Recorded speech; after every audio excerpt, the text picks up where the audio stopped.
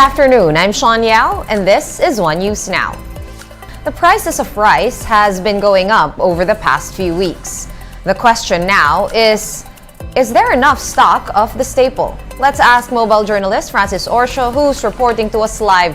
Francis, what is the Agriculture Department saying about our country's rice supply? Sean, the Agriculture Department says there's no need to worry about the rice supply running short, especially towards the end of the year or the lean months. DA spokesperson Christine Evangelista reiterates that the country's rice supply is enough to last through the third quarter of 2023.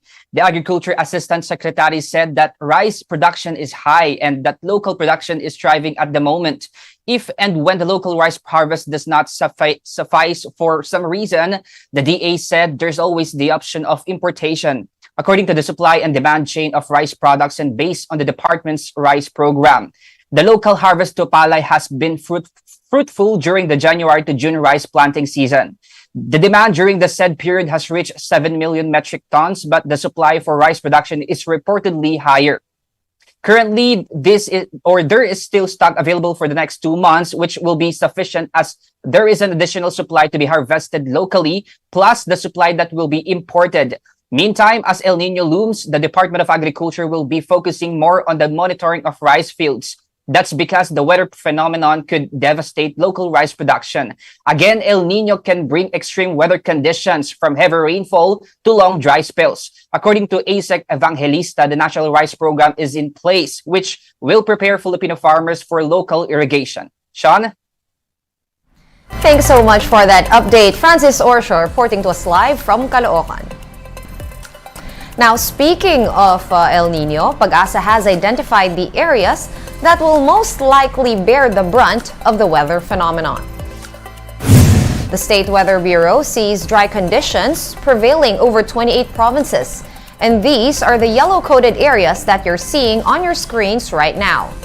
These are northern Luzon provinces like Cagayan, Central Visayas, the Zamboanga Peninsula, and Bangsamoro provinces in Mindanao. Dry condition refers to 2 consecutive months of below normal rainfall, while a dry spell is 3 straight months of below normal rains. The areas in orange are likely to experience a dry spell, and these are the Ilocos Region, Central Luzon, Calabarzon, Metro Manila, Mimaropa, Iloilo, and Leyte. Camarines Sur and Southern Leyte could likewise experience drought, which could last for up to 5 months. But while Pag-asa clarifies that this forecast could still change, this reference point can already be used by local governments as a starting point to prepare for the impact of the looming El Nino. Titingnan din natin uli kung ano ba yung mga probinsya ang still pini-expect natin na may kakulangan sa ulan. Doon natin i-reassess uli ito, yung mga probinsya. Pwede madagdagan o pwede mabawasan base din sa magiging kondisyon ng ating tropical Pacific kasi doon nagmumula yung ating El Nino. President Bongbong Marcos has made a self-assessment as he marks his first year in office tomorrow. Marcos Jr. said he agrees with one economist who gave him an incomplete grade as Agriculture Secretary. The president noted that there is still a lot to fix in the agency. The chief executive also stressed that delivering on his campaign promises is a work in progress. I saw a report earlier this morning where one of the economists said the grade that I will give the president for agriculture is incomplete. I agree with him. We are not yet done. Ang dami pa natin gagawin. There are many things that we still need to do. We have to undo 30, 35, almost 40 years of neglect. We're still fighting with inflation. Talagang yan, isa pa rin yan na pinakamalaking problema na hinaharap natin. We're pausing for a quick break, but One News Now will be back with more stories after that. Keep it here.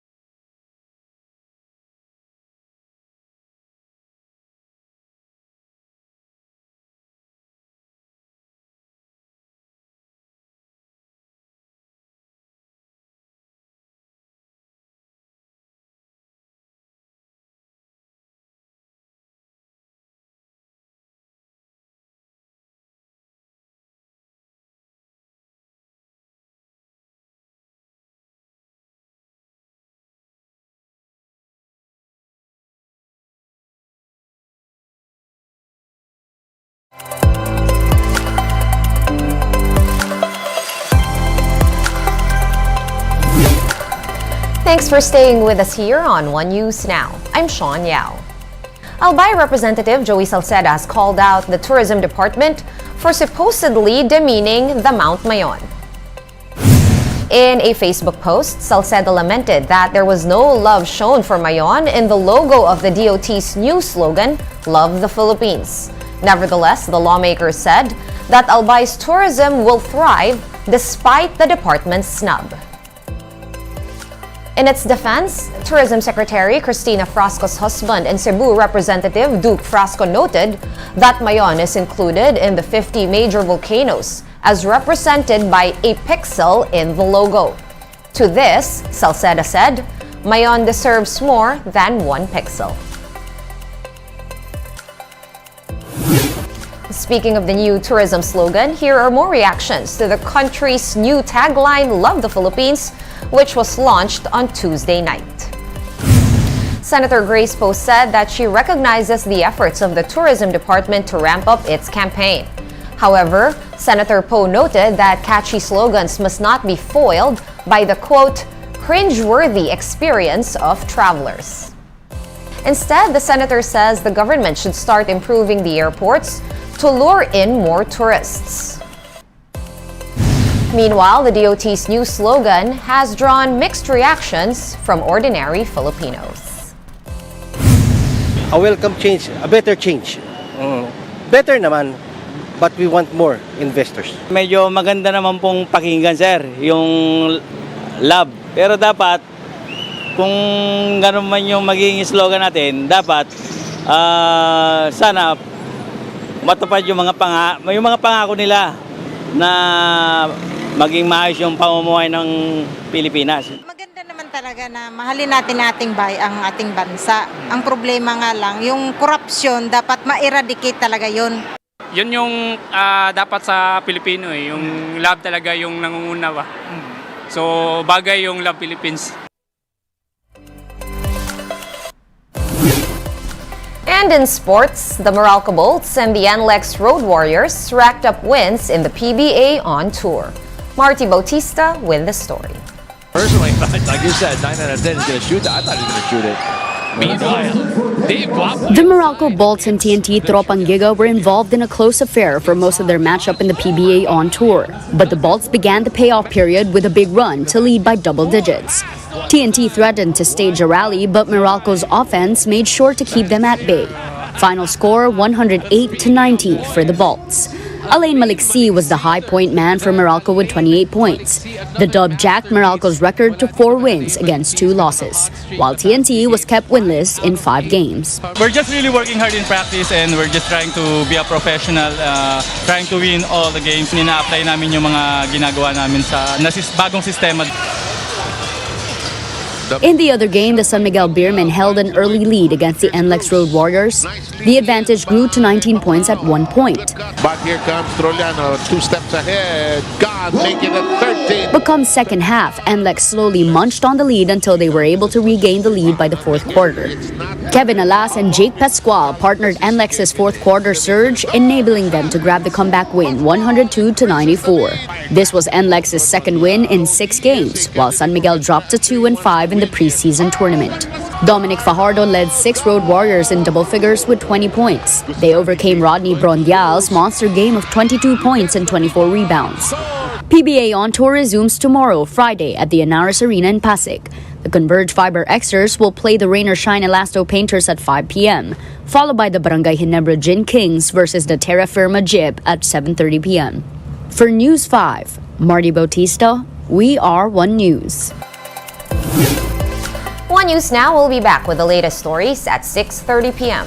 I'm Sean Yao. We are One News.